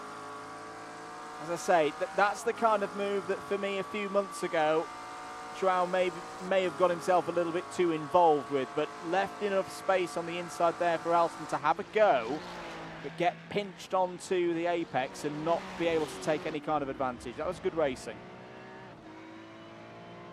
Yeah, very much so. Very much so. And as you say, Andrew, I think it does underline some progress that we've seen from Castro over this season. It's a phrase I've not had to use very much this evening, or yourself, Andrew. Battle for the lead in Clubman's here. 4th overall. Indeed. Dave's very much a part of this battle towards the front of the field. There's the traffic. I think that was James Matthew Shawnee we just... yeah, Matthew Shawnee. Oh, apologies, yeah. Oh, yeah, okay. Moment for Mitchell. Big moment for Mitchell. And that was a big chunk of curb, has kept it under some level of control. But that looked to me, Howard, as if he just it gripped up on the front end, threw him over that sausage curb on the inside of the last part. Yeah, whoa, and the front end of the car completely off the track surface there. And not for the first time tonight, Josh Mitchell maybe a little bit lucky to still be in this race. Second time tonight he's done that, clearly pushes hard there. And I mentioned earlier how I really like the Ascari complex of the circuit. Look at this, Noah's Ark formation out towards even 3 wide towards turn number 1. Brilliant stuff and great judgment from Charlie Summers there. in the Sky liveried McLaren, and he's through and up into 6th place. Brilliant racing towards the first chicane. Another contender for overtake of the season. We've already had one from Henry Mackenzie Friedman tonight. That's another from Charlie Summers down the inside, 3 wide into the Rettifilio, and he made it work. So 11.5 minutes of this race gone. We are now into the stage of the race where the drivers may want to think about coming into the pits for an early pit stop. That was a huge moment for João Castro, who loses out to Jack Eyre on this occasion, still holding on to 8th place. So it was around this stage of the race in race 1 where James de Havilland came in for his early pit stop, which I think stopped a bit of a rot in terms of him losing positions. The black car with the red and white details is Thomas Holland there, the Warwick Motorsports, the University of Warwick car there. It is a lap down, so we'll be pulling to one side to let the leaders through. Change for the leading clubman. Ollie Davis, well, we saw 1 lap ago back through past Josh Mitchell, but Josh Mitchell has now got it back together and is wanting that class lead back, Howard. Yeah, absolutely. Surely going to have a bit of a run here. Let's go on board with him on the start-finish straight. On to lap number 8 we go then. With a driver who would have been fancying himself for the win in the first race this evening. Now is firing by to try and take the leading clubman, and that is nicely done. He was bold on the brakes there, wasn't he? And that, actually, he made look relatively easy. That was sort of textbook overtake for Monza, but easy it was not, and easy it will not be for him for the rest of the race, because I don't think Ollie Davis is going to take that one without a fight. Rare occurrence, by the way. Davis is both in 2nd place in 2 classes at the moment. Got Matthew Davis chasing down João Gabriel Castro, and Ollie Davis chasing down Josh Mitchell. Had a really, really good showing on their first season in the CLUB100 iRacing Championship. The Davis boys. It's actually particularly weird for me, given my wife's maiden name as well. Yes. The battle for this class. Moving swiftly on. We're 14 minutes into this one. No one's, well, of those who haven't had incidents, no one's elected to go into the pits yet. And I think that will be a pattern that may remain, that everyone's just going to try and keep themselves in the train here. Some overtaking going on, but that's lap traffic being shuffled down the order of the pack. Who's made a good run from where they started this race? I'm going to look to Tim Penny. Tim Penny in 13th place has gained 5 positions from where he started in his Lamborghini in the 128. So that's good to see for Tim. I say another thing as well with the quality of driver that we've got here tonight, and kind of why we have this Premier Clubman Intermediate setup, as this is the battle for 8th place. James de Havilland in the Lamborghini with the blue wheels there, and João Castro in the all-black BMW. iRatings, they're not directly responsible for where a driver is in terms of being Premier Clubman Intermediate, but just looking at the top 15 drivers, the lowest iRating for any of them is Murray Adams on a 2.2K iRating. That is a stacked field, and I must say Murray is far better than his iRating suggests, so he's the slight outlier in this one. It really is showing that these formats across the GT3s, the MX-5, keep this championship very competitive and appealing to strong drivers with proven track records. Very much so. I mean, this is I've got to say, Andrew, you know, we've been doing this for a number of years. Goodness me, we've nearly wrapped up half a decade of doing the CLUB100 iRacing Championship, and the way that the strength of this field has come on, yet there still is, you know, somebody for everyone to race. It really is fantastic, the standard of field that we've got, and you know, I know this is a circuit that tends to have fine margins. It's a short lap, as it were, but yeah, you're absolutely right. Then some of those drivers who joined iRacing, at least in large part, because this kind of championship was on offer and they gave it a go, and you know, they've come on so far. It's fantastic to see. Indeed. João Castro just holding there in ninth place, almost giving it a little bit of the NASCAR, pushing James Haviland on a bit there. That's all in an effort to try and catch up to Jack Hare in 7th place. Here's Murray Adams in 14th place. New livery for Murray tonight. He's got the chrome out on the number 6. The difference for Murray's number, for those wondering, he's the number 6 seed from last year's, from the last main championship that was completed in 2023. So even though he's a clubman, has the right to hold that number 6 plate, as it were. Right now, he's trying to get past the 128 of Tim Penny. You could be forgiven for giving Murray a little bit of a respite, say, off the back of that tremendous run in his split in the special event at the weekend. But at the same time, he doesn't want to throw things in too hard. There's a championship to be thought of here, particularly with those big runners in the club and category. Mitchell, Air to Haviland, all scoring pretty well right now.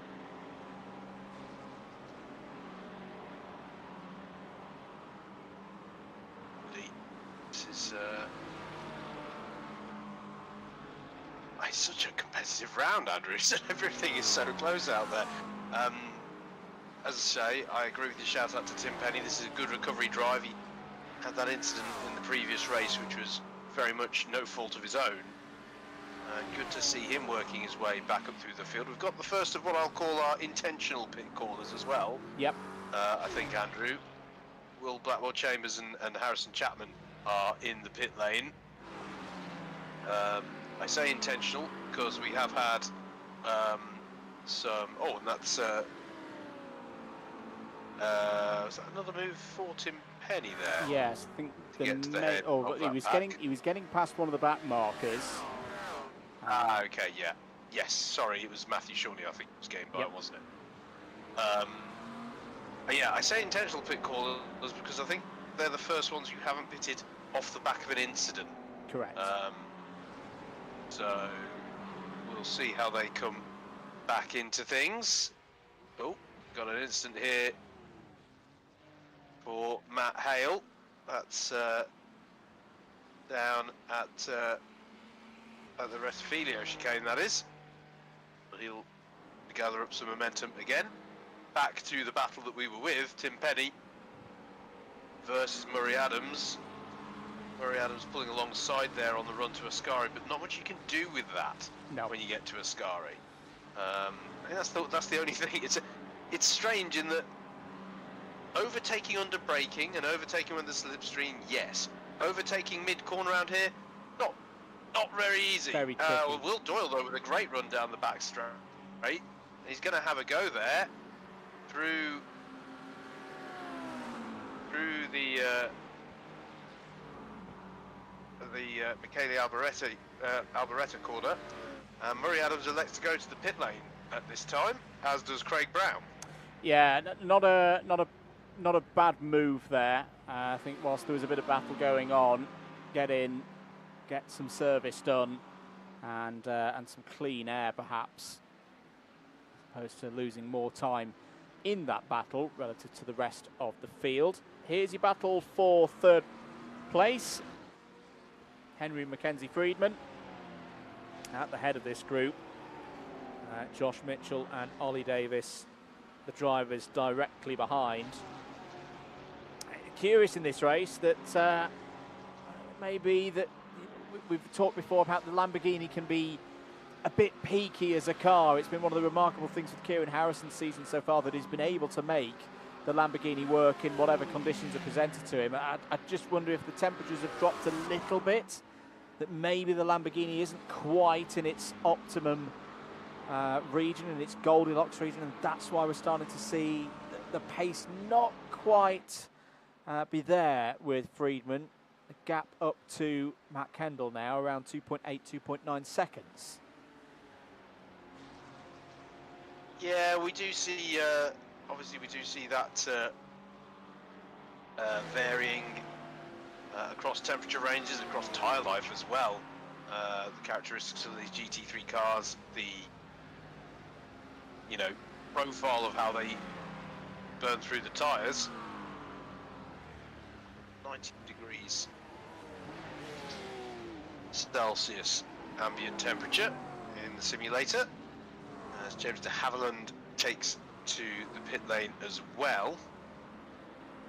Murray Adams has pitted before, so it's going to be interesting between the two of them who emerge. I think de Havilland will emerge as the highest placed pitter so far. Yeah, I think so. Eric Mignon up into the top 15 now. I know it's through the middle of the pit stop cycle, but good there from Eric that he's competitive and keeping drivers on their toes should they make any mistakes. 22.5 minutes of this race gone.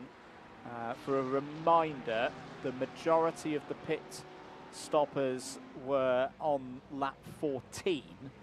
We are currently on lap 13 for the race lead. There's a side-by-side between Will Blackwell-Chambers and Harrison Chapman. Harrison Chapman looking for another good points haul in the rookie category, particularly as Matthew Shawnee has not had a good night.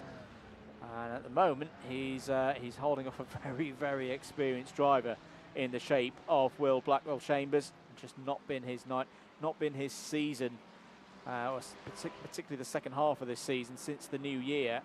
It's just not gone his way in both parts of the double header of Northern Italy. Imola 2 weeks ago, here tonight at Monza. If you missed any of the races so far this season in the CLUB100 iRACING Championship, you can watch them all back at your leisure here on the DDMM YouTube channel. Meanwhile, this is the battle for 6th place in the Clubman category, 12th and 13th places overall. Will Doyle and Tim Penny are either of them, well Tim's, I think that's quite a smart call there from Tim. Dive in the pits. Wasn't going to get a slipstream down towards the Rettifilio anyway. Leaves Will Doyle to try and make the overcut work. Quite a few visitors to pit lane here on lap 13. Charlie Summers, Joao Castro, Jack Eyre, Max Davis, Tom Dix are all in as well. All looking pretty routine there, Howard. Indeed. I think going for James de Havilland, he passes by on Tim Penny and Tom Dix, and Matthew Davies just on pit exit there, and he'll shortly get by Joao Gabriel Castro as well. Always a good feeling when you're passing people on exit from the pits. De Havilland slots into 12th place. That now moves us to the majority of the field having pitted. The top 9 have yet to pit. 9th place, by the way, is Eric Mignon as your rookie leader. Absolutely. Really good run here for me. Really good run for Eric, and yes, he's still got a pit stop to go, but the fact that he's within a pit stop's range of some really, really quick drivers shows the level of progress that Eric has had across the course of this season. Another one of the drivers who joined the CLUB100 Sim Racing Championships community in the BUKC iRacing Trophy that was held in the early part of 2024. I mean, he's been a member of the CLUB100 in real life racing community for many years, but is getting up to the speed, as I say, as part of a very, very competitive field of drivers. Pit lane activity. Now, interestingly here, Howard, Kendall has gone 1 lap longer again. Last time around in race 1, he did make this work to the effect that he had the lead at the end of the pit stop phase. Didn't win the race, of course, but this is a really, really important outlap for Sam Sanders. That looked like another good pit stop from Sam Sanders. Friedman, Mitchell, Alston, Brunton and Mignon are all in the pits as well. That was at the end of lap 14.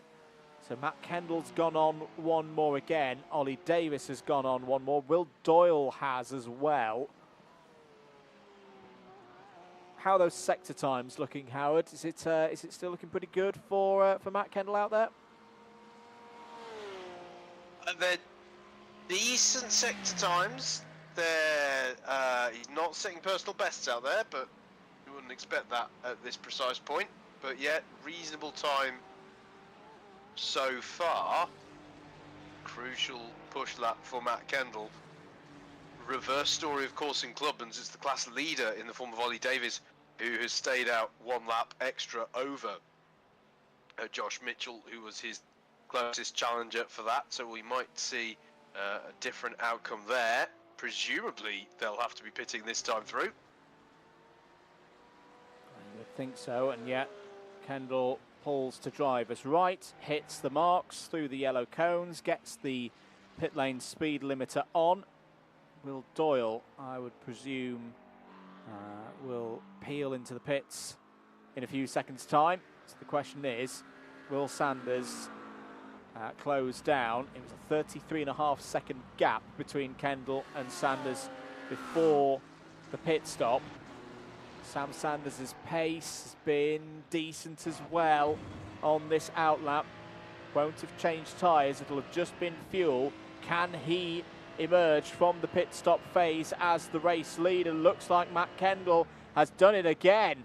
He's made the overcut work. That 15-lap strategy, if he can keep the back marker between himself and Sam Sanders, that could be a key point of this race. That is brilliantly done by Matt Kendall, who will push on now and surely back himself to win this race. Ollie Davies has got up to 4th place as Tom Holland pulls over to let Sam Sanders through. But the difference this time, Howard, Matt Kendall has only got 1 driver to really worry about. Yes, it is a very informed Sam Sanders, but he's not got a great big pack behind him like he did in race 1. No, indeed. There's no real allies with Sam to sort of help him push on up to the back of Kendall. And he's not about to get any allies either, because the battle is nowhere near as spread out for 3rd place behind them. Although Ollie Davies now does have a car between himself and Josh Mitchell in the Club100 ranks, in the form of Charlie Summers, who's played into this race really nicely, actually. See how he's coming to the fore over the sort of net story of the 2 races we've had this evening. But yeah, this is unless traffic comes into play, at 1.4 seconds. I'm sure Sam Sanders is getting a distant tow on the straights, but it's going to be a tall order now to reel in this kind of gap. Yeah, and again for Sam, he's a bit distant in terms of championship, but has also got to remember that he's got no drop scores to play with. He needs to bring this home at least in 2nd place. I think at the moment, as the scores are standing, he would still win the round with 1st and 2nd. Down into the Rettifilio, shifting down the gears, slowest part of the circuit. The lap times there, well, of course it was the outlap for Matt Kendall, so 2 minutes 16.8 isn't really representative. 1 minute 48.5 for Sam Sanders. That gap's going out. And this is similar to what we've seen for Matt Kendall in previous GT3 races so far this season, Howard. That when he gets in this position and is just able to hit his apexes, get his lap times in, he is very good at grinding out a 10th here, a 10th there, that accumulates up to a 2-3 second lead by the end of these races. The only problem he's had has been the presence of Kieran Harrison, who's just been able to do it a little bit better so far this season. Not a problem here for him tonight, though. No, absolutely. Well, he can't take anything away from him, can you? He's doing exactly what he needs to do under those circumstances. And yeah, brilliant play on the strategy as well in both races. Yes, he didn't go on to win that previous race, but really making the strategy work, showing great frugality to how he's driving. You know, when you're in these packs, I mean, he'll have been particularly in that first race, Andrew, in that pack of 4, the slipstream you're getting off other people does help you save fuel, but not the easiest environment to think about fuel saving, funnily enough, when you're racing against a bunch of other high quality drivers. So, you know, for him to have eked out, he's actually had quite different first halves to each race, and yet on both occasions has managed to eke out the gap. I suppose he has had similar, hasn't he? Because he had the slipstream from Sanders throughout the first half of this race. But nonetheless, nicely played. A good demonstration of the overcut, and he's now in the pound seat. Although I've got to say, just to compare the lap time, Sanders was a touch quicker on that last lap. So after race 1, where the battle at the front was, you know, all about overtaking moves, positioning, defending, I think now we're going to have a bit of a cat and mouse game over who can set their best qualifying style laps around Monza. Tend to agree. Sam Timmerlow's in the pits again. Oh, of course he had the problem earlier on in the race. Did have an off track earlier in the lap. Yeah, I was going to say it's 25 incident points for drivers. That's what they're allowed to accumulate up to before they get called in automatically by iRACING's software for a penalty. We have seen a couple of discrepancies though, with not in terms of penalties, but in terms of how some of the race results have been called by the automated systems the last couple of races. I was wondering the very close scenario between James de Havilland and Sam Sanders in their, say, race 2 finish back at Imola. That was a decision that was reversed based on conclusive evidence that, in short, iRacing got it wrong. Only by a couple of thousandths of a second, but get it wrong it did indeed. So James de Havilland was awarded the race win over Sam Sanders in the end. But I trust there'll be none of that here tonight. This is a good scrap. Howard, talking about one of those drivers, James de Havilland, has got the attentions of Joao Castro behind. Castro leading in intermediate once again. And Andy Alston not too far behind as well. Yeah, I don't feel we've mentioned Andy that much tonight, but he's having a really good night's racing, isn't he? He is. In the 126. Really good battling as well. It's not like he's had, you know, no one to fight with. He's basically had to have his elbows out throughout the whole event. And yeah, so far conducted himself well. And 5th in class, 10th place overall. For a decent, all the points here is Andy Alston. And looking to not cement 6th place in the clubman standings, but at least make that position, that hold on that position a little bit stronger. Hold that position at least between now and the end of the season. Okay. A few iRacing dollars at season's end. Great depth in the clubman category this year. I do think we will see a few of them move up to the Premier category for any future competitions and seasons, but that won't happen before season's end. Those in the top 3 categories, locked in those top 3 categories until we get to the climax of this 2024-2025 CLUB100 iRacing Championship season. Less than 5 minutes to go. Can James de Havilland hold on to this position? Joao Castro's down the inside into the Rettifilio. De Havilland is going to hold on the inside of the second part of the chicane. Great racing again. Andy Alston's now going to look round the outside on the run to Curva Grande. This is for 8th place overall. Remember that the point systems are given by overall finishing position, not finishing position within class. So even though these are drivers, 2 of them in clubman, 1 of them in intermediate, they all have something to gain, they all have something to lose in this affair. James de Havilland using all of his experience to hold off Joao Castro at the moment. 4 minutes to go. Gap is coming down at the very front of the field though, Howard. Sam Sanders back under a second. And there is some traffic as well, potentially for Matt Kendall to deal with. This race isn't done yet. It's not. The thing about traffic around Monza is it can help you if you encounter them at the right point for the actual pass. And if it's quick enough. Yes, quite. But yeah, not a done deal yet at all. And it's been a sterling effort from Sam Sanders to sort of reel this gap in, which is just below 0.8 of a second, if you're wondering. By the end of the straight, to give an example of the slipstream effect, the gap is down to under 0.7 of a second. The problem, So I think, for Kendall... Gaining on the straight. Apologies, Howard. I think the problem for Kendall now is, and it does feel like the slipstream's a bit more powerful here at Monza. I mean, it's not a surprise that it's more powerful here at Monza of all places. But it's more effective than we saw at Snetterton. It's more effective than we saw at Silverstone. And on the lights now is Sam Sanders, trying every trick in the racing driver's book. There's a bit of a moment in the background there between Henry Friedman and Ollie Davis. I think that was Friedman for a moment off through the Roger chicane.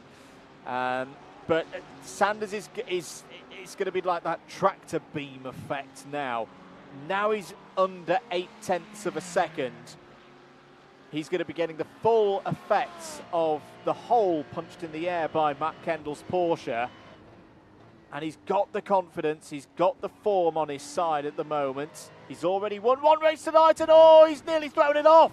He's nearly thrown it off as Sam Sanders there caught another one of those sleeping policeman curves in the middle of Ascari. We've seen Josh Mitchell have problems with him on the third part of Ascari. That was the second part of Ascari that caught Sam Sanders out there. And just as we were saying that he was fully primed and ready to take advantage of the slipstream, he's got to do all of that hard work again. The gap is back up to 1.4, 1.5 seconds.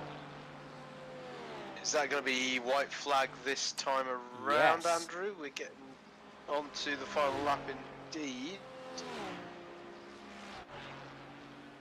So this now is one for Matt Kendall to just to stroke home if he can. He can't exactly rest on his laurels. It was a costly moment for Sanders. It may have spelled the end of his chances of bidding for the lead of the race. But I don't think he's going to be giving up trying anytime soon. Behind them, by the way, here is your battle. For third, fourth, fifth, sixth. Over, indeed. Josh Mitchell pulling alongside Henry Mackenzie Freeman. He'll have the inside line into the Rogers chicane. They're going to be side by side through the apexes. Look out for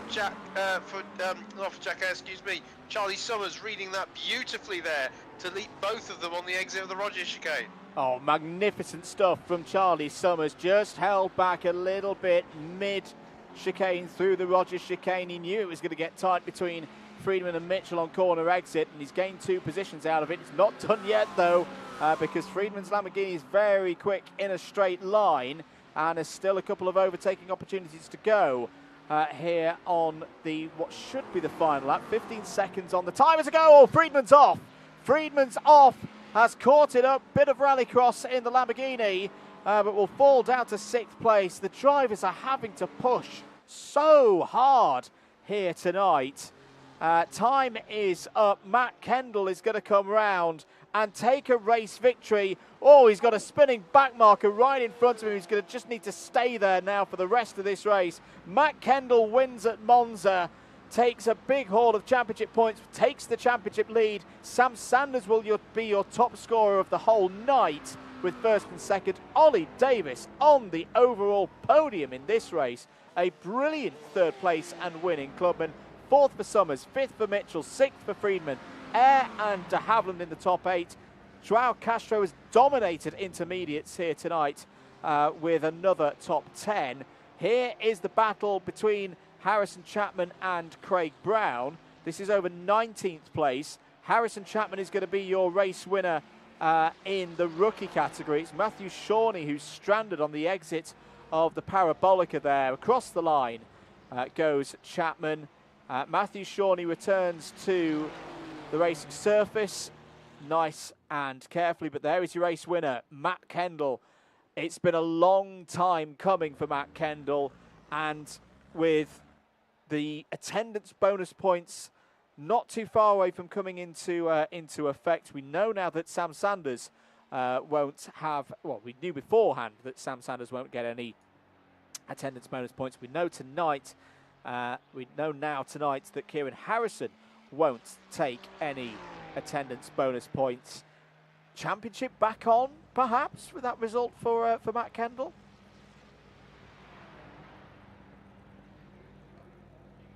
Can only conclude yes, right? The maths doesn't lie. It's been a really good evening for Matt Kendall. He has been capitalising. I mean, Sam Sanders has challenged him aplenty, and I think Sam Sanders is still on for taking that round victory. But you know, this is within grasping distance for Matt Kendall. He's driven so well this season, and yeah, it is battle on in the championship. I'm really happy because, you know, Matt has had to. It's not like, oh, Kieran's not turned up. Oh well, Matt's just won it all. Not at all. No. By any stretch of the imagination. Yeah, this is on here for the championship. Not to mention, by the way, all the other classes where it's also all to play for. Yeah, here's your result at least for that race. I should clarify, by the way, we do give them points. We're not being really stingy on points. That's just how the table shows it for the race. But Matt Kendall, the 2.7 second gap showing at the line, belying what was a really hard fought for. Might not have been quite as close as the finish to the previous race, but nonetheless, that was one that Matt Kendall had to work for. Sam Sanders pushing as hard as he dared right up until the end. That's just that slightly hairy moment through the Ascari chicane on the penultimate lap, sealing his fate to second place, but still an amazing evening's racing, and provisionally at least we'd say the winner of the round for Sam Sanders there. Ollie Davis, as Andrew was saying, overall podium there for CLUB100. Brilliant evening's racing for him. Charlie Summers, some brilliantly read battles tonight for Charlie Summers, multiple times where we have commented on his read of various situations he's been involved with to take fourth place. Josh Mitchell fifth, then it was Henry Mackenzie Freeman, Jack Eyre, James de Havilland, plenty of battling for them throughout that race as well, not least Gabriel Castro, your top into there in ninth place, had to battle for it pretty much. I think it's good that de Havilland and Castro had the same base colour on their livery, because they definitely swapped some paint throughout that one. Andy Alston rounding out the top 10. Matthew Davies, great night's racing for him as well. Will Doyle had plenty of good battles out there.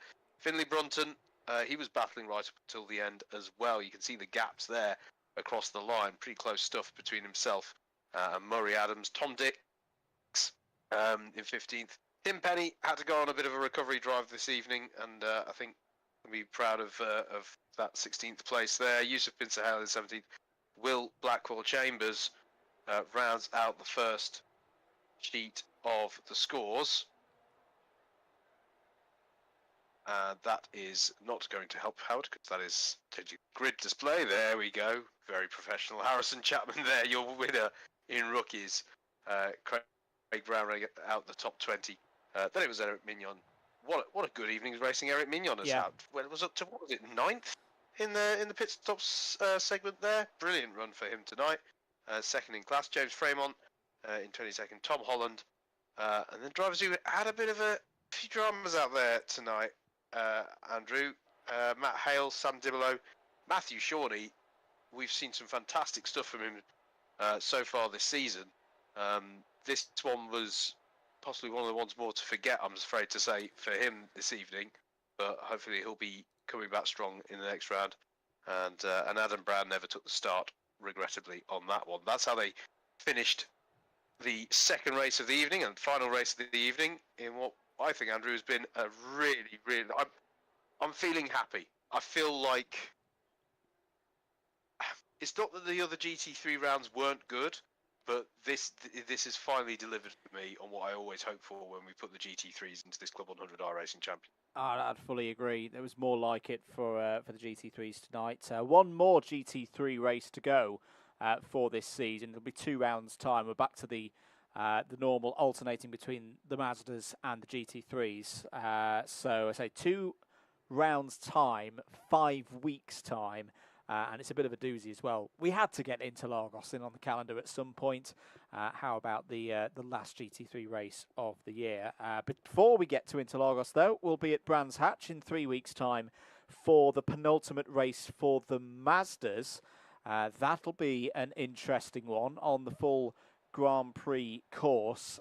If you've watched tonight and you want to get on the grid, there are spaces available, not many of them, but they are available now for a reduced entry fee of £10 for the rest of the season. So if you're a driver who's raced with us before and want to come back, have a bit of a thrash for the last 3 rounds of the season, head across to the simgrid.com website. Link is down below. And go through the process to get you on the grid. And if you've not raced with us before in the Club 100 Sim Racing Championships, it's not too late to join as well and get involved. If you've enjoyed the stream and you haven't done so before, please click that subscribe button. It really does help us out. Click the like button as well. Thank you very much for being with us here tonight. We'll see you in 3 weeks' time for round 9 at Brands Hatch. Thank you very much. This has been a DDMM production for Club 100 Sim Racing Championships and the Club 100 iRacing Championship. We'll see you at Brands Hatch. Bye-bye.